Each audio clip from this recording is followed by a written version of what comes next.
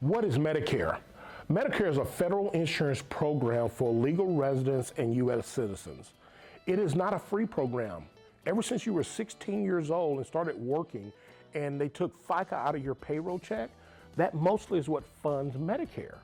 Now that you've earned it, let's figure out a way to utilize it to best suit you. What is Medicaid? Well, let's not get them confused. Medicare is what we've been talking about, which is a federal program. Medicaid is a state program. It is, and every state has its own program, so there's 50 of them out there. Medicaid is typically for people that are lower income or have a disability or lower income with kids, and it helps cover some of the costs for healthcare treatment. Now, sometimes Medicare and Medicaid can work together, but we'll get to that in a little bit. Who can get Medicare?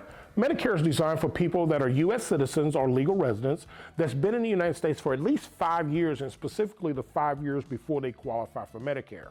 It's also for people that are younger than 65 that has a qualified disability, and anyone of any age that gets diagnosed with Lou Gehrig's disease or end-stage renal. And yes, Medicare and Medicaid can work together.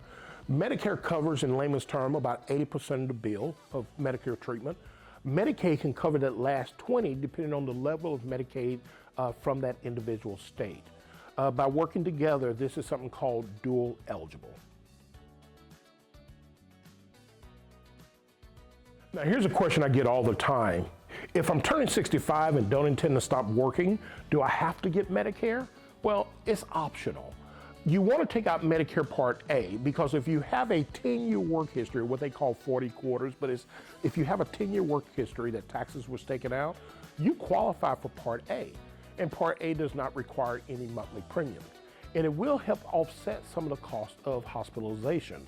So if you are going to continue to work past the age of 65, at least take out Part A.